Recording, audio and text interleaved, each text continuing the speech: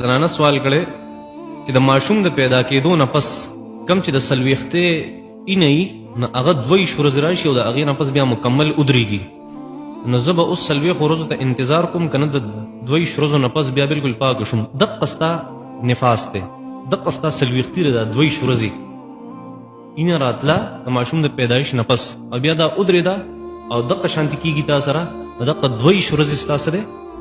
نفاس دی. دغه 2 ورځې ستا څلوېښتي ده.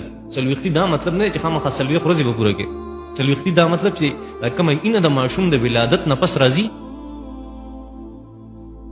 نو دا که د 4 ورځو نه سیوا کېږي نه او د 15 ورځو نه کمیږي نه، دې په منځ کې د 15 نه سیوا او د 4 نه مخکې که په هره ورځ باندې بنده شوه او دغه ستا عادتي، بس په دغه ورځ باندې ته پاکه یې. ښه د دغې نه پس به بیا څه سټارټ کړې؟ خپل منځونه به هم سټارټ کړې، خپلې روژې به هم سټارټ کړې.